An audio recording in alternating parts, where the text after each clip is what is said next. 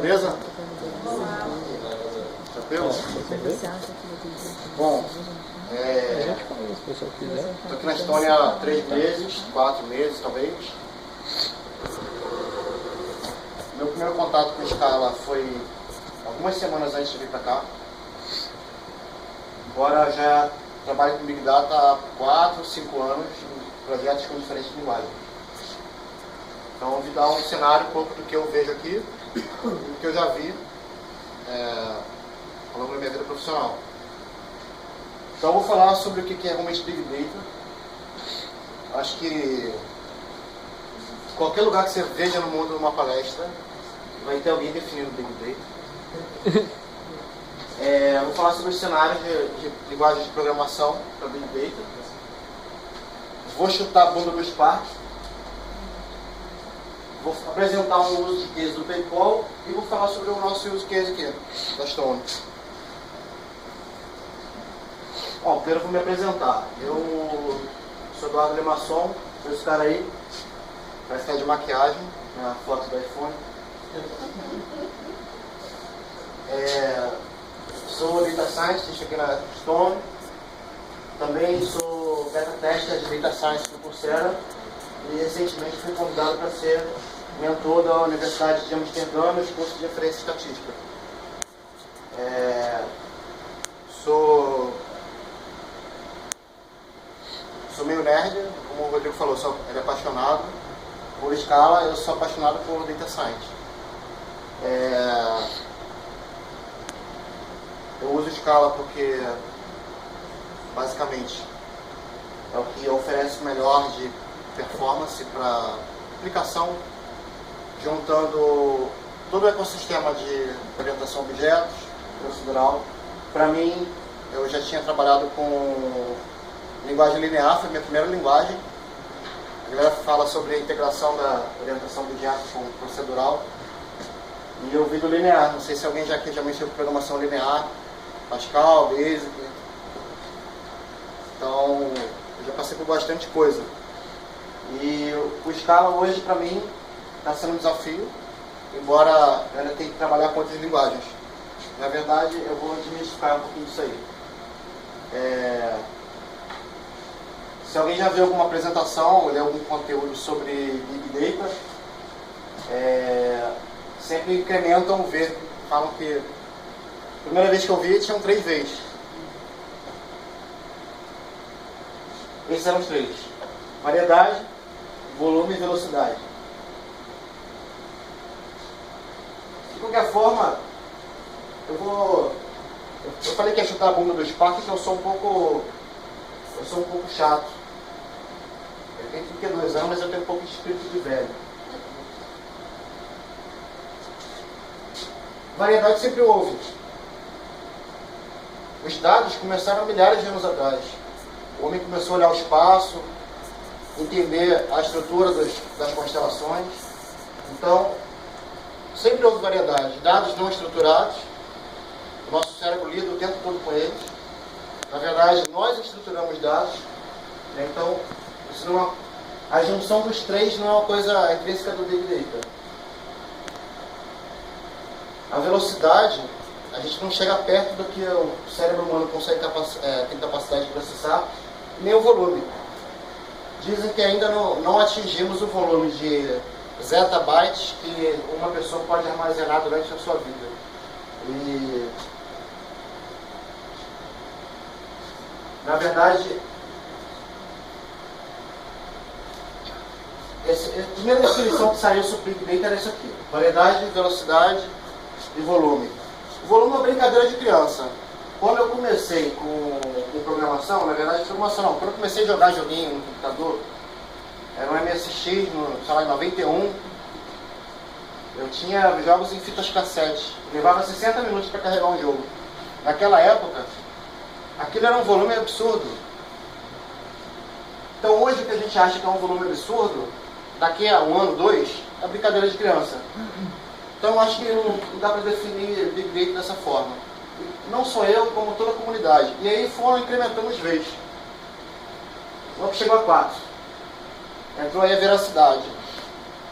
Bom, para que eu vou processar qualquer dado se eu não acredito nele?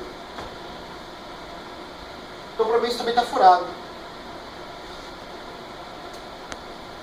Já está em 7. Por isso que eu falo que eu discordo, eu sou meio chato, eu discordo disso. Né? O que entrou aí? Visualização, valor e visão. O que isso agregou para o entendimento dos dados hoje? Aqui, segundo esse gráfico aí, a base de tudo é a visão. Né? O que eu vou ter num projeto de Big Data? Qual é o valor? Né? Na verdade, a visão ela atinge o valor, que é uma sua ápice. Na verdade, a primeira coisa que a gente tem que fazer, na verdade, assim, a minha abordagem é mais para a ciência de dados, metodologia científica. A primeira coisa que eu tenho que fazer é tapar minha visão. É desconstruir todo aquele conhecimento que eu acho que eu tenho sobre alguma coisa, porque aí sim eu tenho capacidade de chegar a algum valor. A maior briga que eu tenho, que eu sempre tive em qualquer lugar que eu trabalhei com metodologia científica, em qualquer empresa, o maior inimigo que eu tenho são os conhecedores de negócio. Aquelas pessoas que estão 20 anos na mesma profissão, elas têm um conhecimento sobre aquilo e elas impedem basicamente a gente implementar a metodologia científica porque elas sabem mais daquilo do que você. Então também acredito que isso não agregou nada. Claro que dá para teorizar, sim. Dá para chegar ao entendimento por que as pessoas chegaram nisso aqui. Aí a gente vai entrar mais no mundo de engenharia de software, mais no mundo de tecnologia, de computação em si. A visão refere-se à limpeza do dado. Claro que você consegue ter uma quantidade massiva de dados de rede social, por exemplo, se você não consegue extrair algum valor daquilo, você não consegue compreender, estruturar aquela informação de forma que você consiga processar. O volume, claro, refere-se à quantidade incomensurável de dados que a cada dia são gerados, tanto por seres humanos, animais, os efeitos meteorológicos do nosso planeta. E aí vem de fontes também variadas. Uma velocidade antes nunca pensada. Veracidade se refere exatamente a confiar no dado, a compreender que desde que eu coletei, desde o processo de coleta de dado, essa informação ela foi coletada de forma segura, usando a metodologia correta. A gente vê muito em pesquisas, por exemplo, de eleição que a gente viu agora, as pesquisas elas são manipuladas, mas elas não são manipuladas no processo matemático que você infere o percentual da população que vai votar em alguém. Ela é manipulada lá na coleta de informação inicial, na veracidade. Você vai para o Nordeste, perguntar quem vai votar no Lula, ou quem vai votar no mito, quem é o mito mesmo? Bolsonaro. Você vai lá no Nordeste, uma cidadezinha no interior da Bahia, onde não tem água, a galera vem para o São Paulo, Rio de Janeiro trabalhar. Perguntar para o pessoal, eles vão votar em quem dá o Bolsa Família ou vão votar no Bolsonaro? Claro que essa minha pergunta é tendenciosa, mas é dessa forma que a tendência ela é colocada impactando a veracidade da informação. E aí todo o processo que é desencadeado de análise, que você possa usar a melhor metodologia possível depois disso, ele está sofrendo um viés. No método científico chama isso de ruído. Então o ruído é gerado na veracidade. A visualização ela se refere a quanto que a gente consegue apresentar os resultados de tudo que a gente trouxe de novidade, de descoberta. E claro, dessa forma a gente possa agregar valor. Esses valores podem ser descobertos na forma de criação de insights, descobertas sobre novas possibilidades, novos produtos, novos processos. Mas, como eu disse antes, isso para mim é tudo baboseira. Na minha abordagem, Big Data é trazer para hardware e software a capacidade de armazenar, limpar, acessar e fazer processamento matemático e estatístico a nível computacional. Não importa o volume de dados, seja pequeno ou grande, não importa como você coletou, como você estruturou. A velocidade que eles são gerados Na variedade, sim, como eles são criados, não importa tanto o volume que eles têm. Aí eu tentei encaixar os primeiros 3 vezes lá que tinha no processo, mas sim, eu consegui entender que os 3 estavam certos.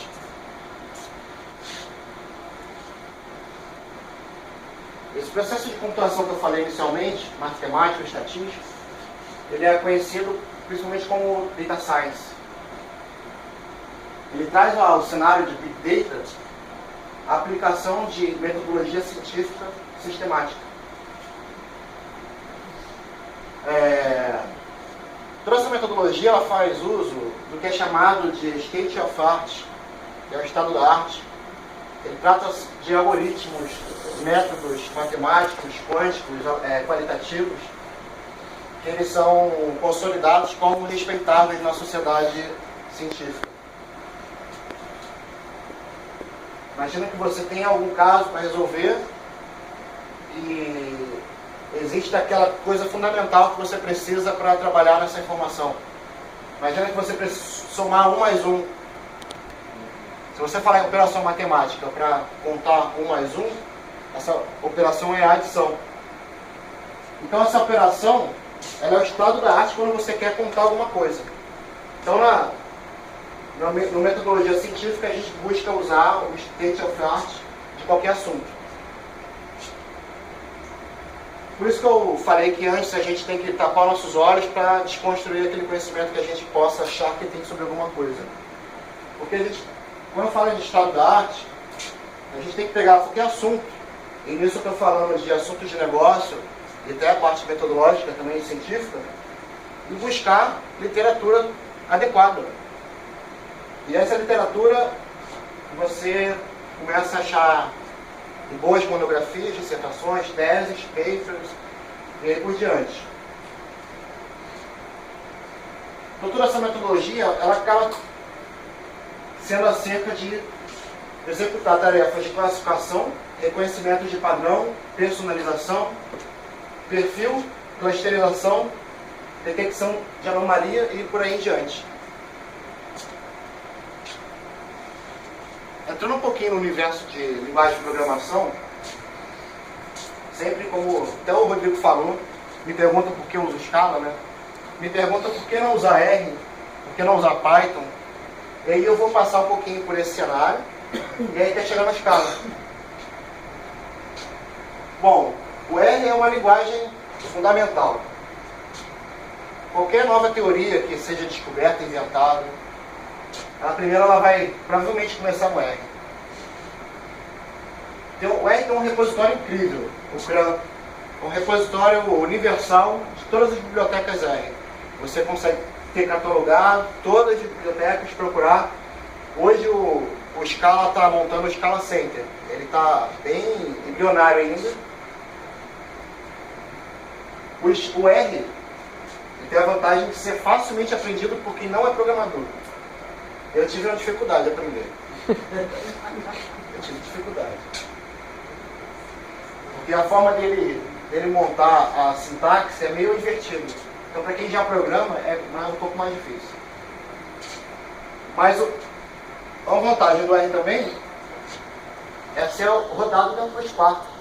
E agora, esse ano, a Microsoft lançou a possibilidade de você executar o R dentro do banco de dados diretamente, com o SQL Server 2016.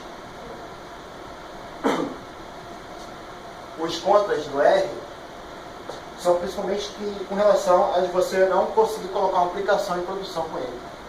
Claro que isso é combatido com o próprio Spark, né? Mas o R nativamente não consegue. E tem graves problemas de memória, performance, clusterização, nada disso o R faz. Além de não ser bom para reutilização. O que é bom para utilização no R são as bibliotecas que são disponibilizadas no CRAN. Mas se você desenvolver uma aplicação, quem está acostumado com orientação objeto pode esquecer.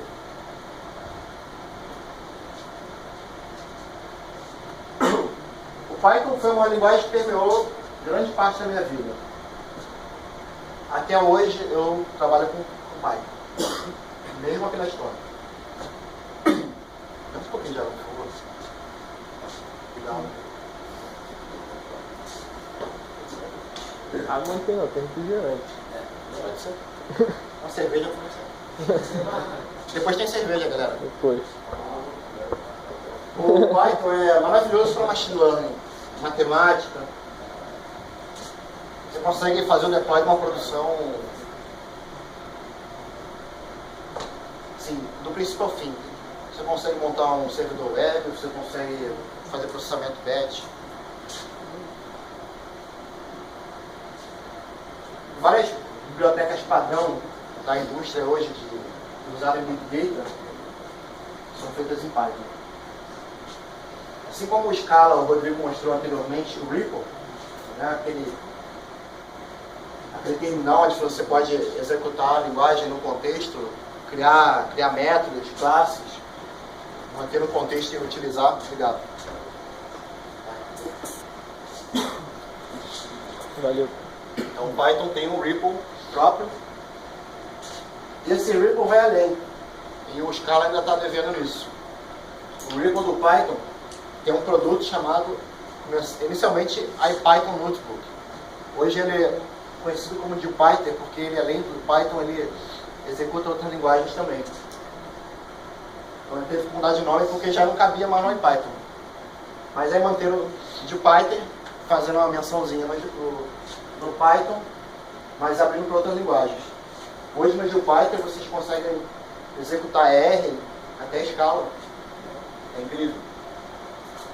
O REPL Jupyter, você consegue ter Markdown, HTML, imagem, um ambiente de alto nível em HTML, executando código e documentando. Então, uma das dificuldades no Data Science, Machine Learning no geral, matemática, é que você tem que experimentar, fazer experimentações para tentar chegar ao melhor resultado. E existiu sempre uma dificuldade em você documentar suas experiências e o resultado delas. Então, o Jupyter Notebook, que é baseado no Python, você consegue fazer suas experimentações, botar gráficos, escrever HTML e manter uma documentação histórica do que você está fazendo. Os pontos do Python que eu vejo que ele é uma linguagem de script.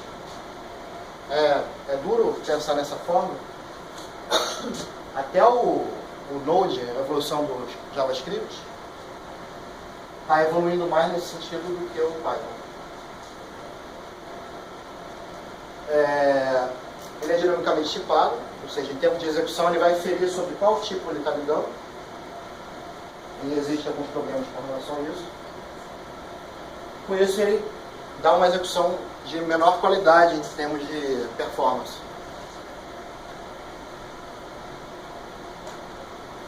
Gente, estou morrendo de frio aqui embaixo. Não tem noção, a saída está vibrando. Java. Bom, para quem já ouviu falar do Hadoop, o Hadoop é uma plataforma de processamento distribuído, onde ele consegue distribuir em disco armazenamento persistente, através de uma tecnologia que eles lançaram chamada HDFS, que é o Hadoop File System, onde você tem uma tabela de conteúdo, para quem já mexeu com o sistema operacional, uma tabela de conteúdo distribuída. Então você tem pedaços do seu arquivo, como se fossem setores de disco, mas são setores e unidades lógicas separadas em diversos lugares diferentes. O Java é uma linguagem madura, né? O Java tem 19 anos, se eu não me engano. Me corrija se eu estiver errado. Não sou especialista em Java. Tanto que as bibliotecas são tão maduras que o Scala hoje em dia ele simplesmente fala, olha, não tem necessidade de eu correr e desenvolver uma biblioteca nova, seria como reinventar a roda. Ela já funciona muito bem, vamos implementar, e no futuro a gente vê o que faz. Uma das vantagens do Java também é poder rodar em JVM, como o colega falou, e ser transparente para qualquer sistema operacional que você está usando. O Java não é sintática Sugar. Ele fez uma menção ao Sugar, né? É uma linguagem prolixa. Você tem que dar uma volta enorme para conseguir algum resultado. Tudo é pattern, tudo é pattern. E se você conversa com o programador Java, tudo que ele quer é tirar certificação. Cara, Esquece a certificação. A certificação para o mundo Java dá um upgrade no salário.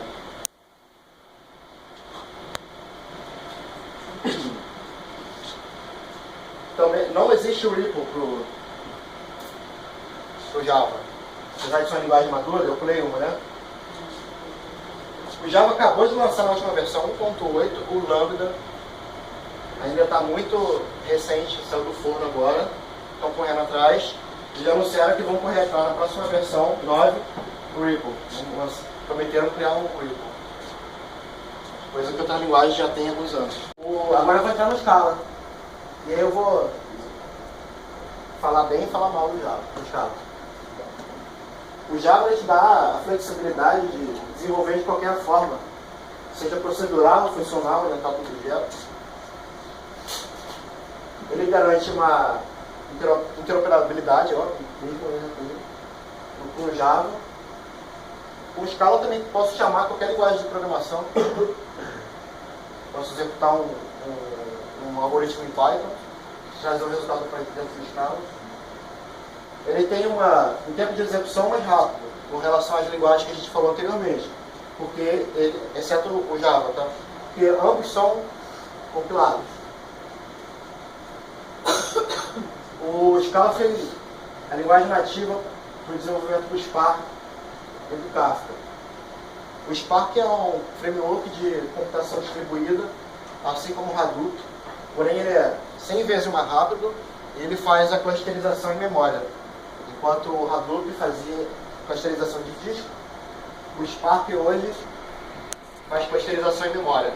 Então ele consegue distribuir o dado em memória por múltiplos clusters e processar a mesma tarefa todo mundo. Com relação a isso, ele é excelente para alta concorrência e produção de trabalho de processamento em streaming. Ele implementa um método nativo de atores, mas não se concentraram em evoluir porque o Akka resolveu os problemas que o nativo tinha. Se até uma vírgula aqui, acredito se o Scala, a comunidade Scala, corresse atrás de volta assim, para melhorar os atores nativos deles, eles iam dar um pouco de chute na bunda da galera que trabalhou no Akka. Então eles iriam contra a própria comunidade. Então é uma questão de humildade da linguagem. E falar, tá bom, vocês venceram. E aceitar o framework de terceiro como sendo incorporado ao ecossistema de boa. Isso a gente não vê em outras linguagens. O que a gente vê são as linguagens se apropriando de coisas feitas pela comunidade. Os contras, para mim, a curva de aprendizado ela é tremendamente maior do que qualquer linguagem que eu já vi. A leitura dela é totalmente contra o padrão que, pelo menos a comunidade de Python, que eu estou bem inserido, a galera fala, porra, seu código tem que ser legível, tem que ser legível. Eu vou dar manutenção do teu código, eu tenho que entender o que está escrito. No Scala, caguei para quem vai ler. Tô nem aí. Quem vai ler é o computador, ele tem que ler. Se o humano não está conseguindo ler, o humano tem que estudar mais. É isso. Não é o humano que vai executar em produção. Você está fazendo código para o humano ou para a máquina? Entendeu? Eu vou dar uma vírgula aqui para mostrar um negócio para vocês.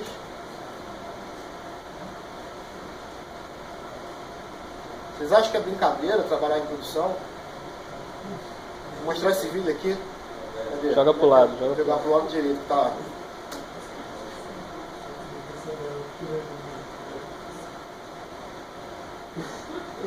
Não sei se alguém já viu esse vídeo aí. Alguém já conhece isso? Não.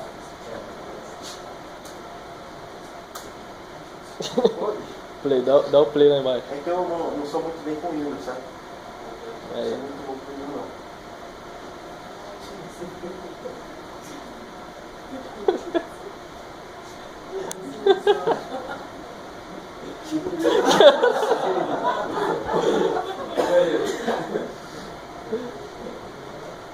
só isso aí, gente.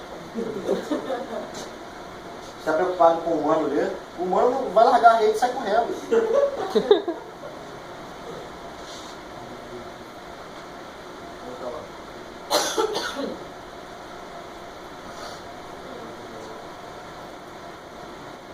Aí, como eu estou falando em escala, eu trabalho com Big Data, eu não posso deixar de falar do Spark. Né? Eu expliquei que é um framework aberto, de código aberto, para computação distribuída. Um dos produtos mais importantes do Spark hoje estão no ramo do SQL. Ele consegue fazer queries também de forma distribuída, com bases distribuídas. Processamento do streaming, com o recente lançado Spark Streaming, que rapidamente já se tornou um padrão novo para trabalhar com streaming. Apesar de já existir ferramentas para trabalhar com streaming há muitos anos, tentaram incorporar no Spark porque, como o colega falou, a comunidade toda está voltando a mente para Spark. Uma coisa incrível também que o Spark tem é a MLib dele. Ele busca implementar os principais algoritmos de machine learning. E o GraphX, que também é processamento mais voltado na área de processamento de imagem para Deep Learning.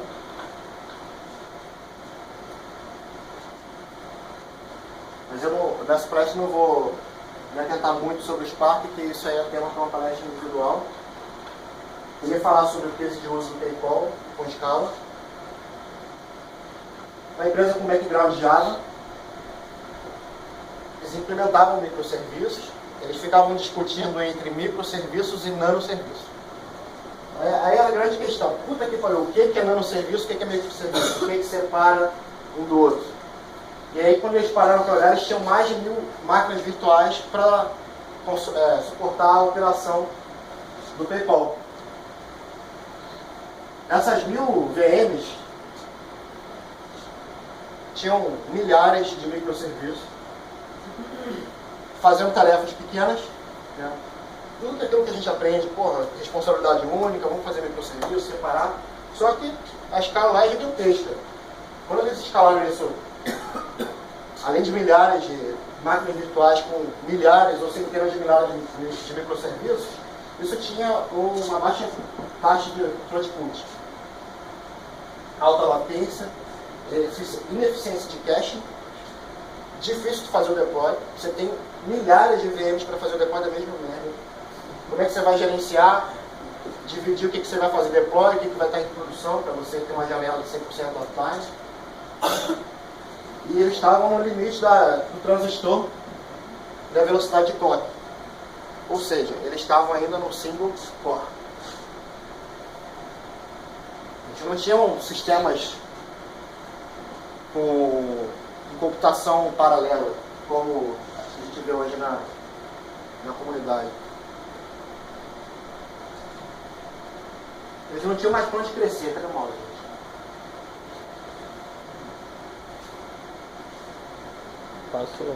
Passou uma aí. Passei uma, muito mal. E aí, de milhares de máquinas virtuais, eles caíram para só uma centena de VMs rodando Docker. Os jobs agora passaram para 1/10 do tempo que tinham antes. Segundo eles, vai garantir o crescimento da empresa por mais alguns anos, sem ter que mexer na aplicação. A grande contribuição deles nesse processo foi o desenvolvimento dos Cubs, que é um framework para processamento de streaming.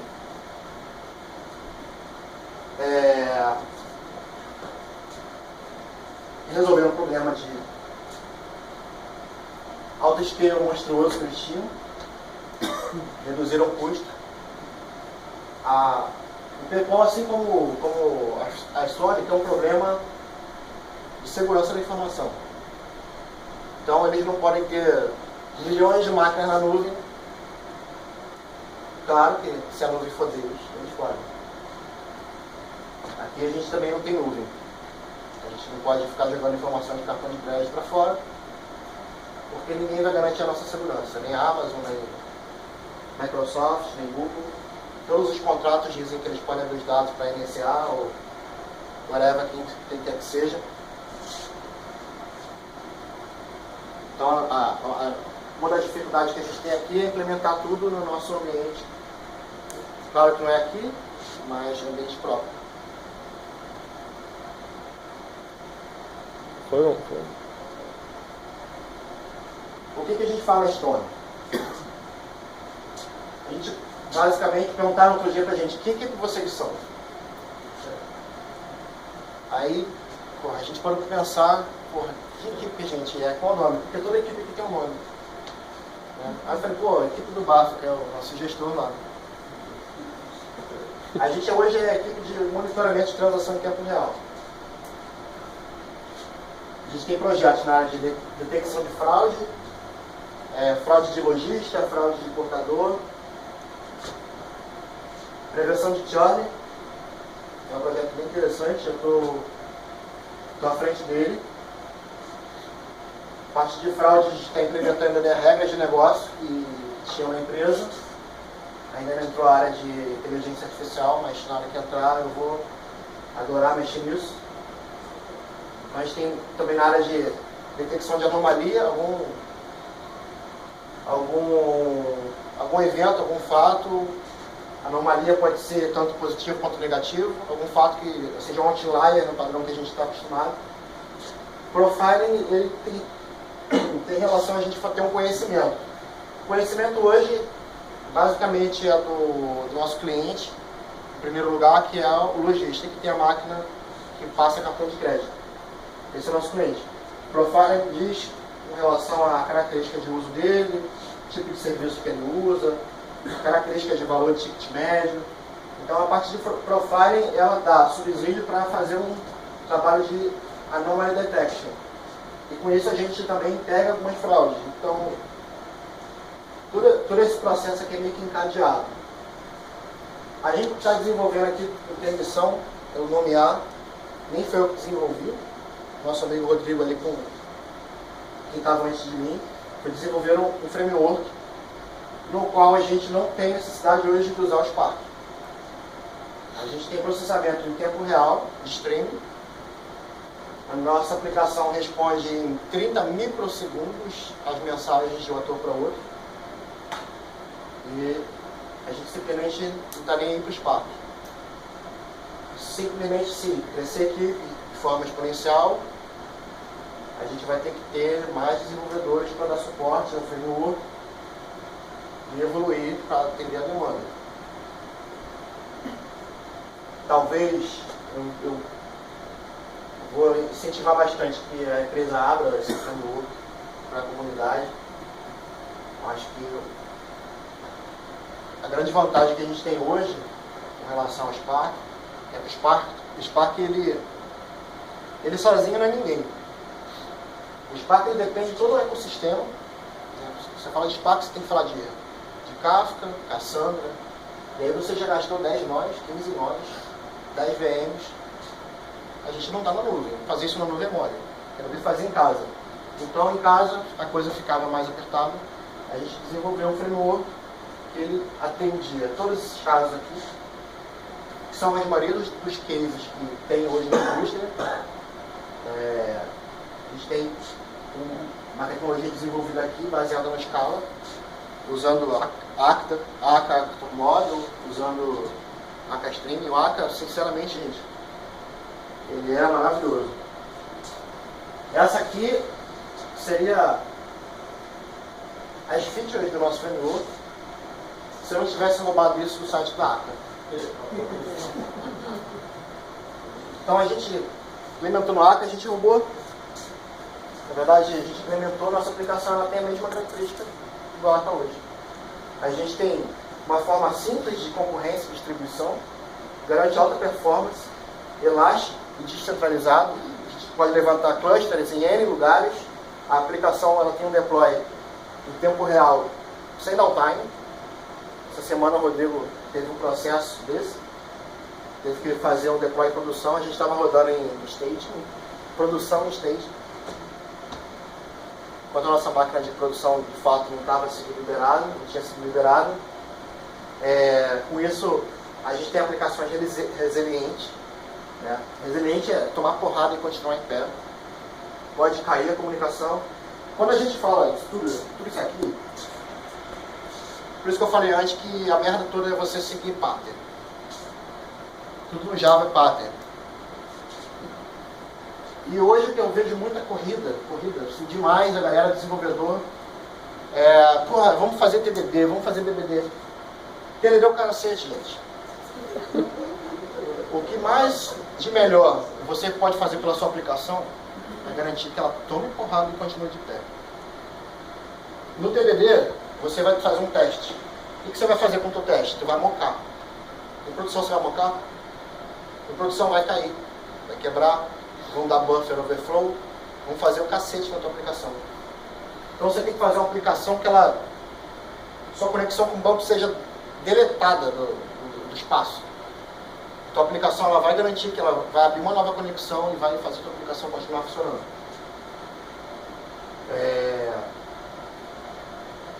Essa é uma metodologia que não sou teórico de nada. Isso é uma metodologia que vem do Erlang chamada Let It Crash. Deixa quebrar. Você fazer trabalhar com Big Data, fazendo tratamento de exceção, você imaginar os N tipos de exceção que pode ocorrer para você tentar mapear no teu código, isso em Java, incrível, já vi. Então, em 50 linhas seguidas, só try, catch, accept. E você tentando mapear todos os erros, para no final você mostrar para o usuário uma tela dizendo, quebrou. E aí, parou. Então, de tudo isso que o Scala vem fomentando junto com o Akka, trazer os desenvolvedores do paradigma orientado a objeto para esse novo mindset funcional. Claro que o Erlang e o Elixir trabalham isso melhor do que o Scala, em termos de funcional. Mas o Scala está dando, para mim, que vim do linear, a possibilidade de entrar no funcional sem ter que parar de trabalhar.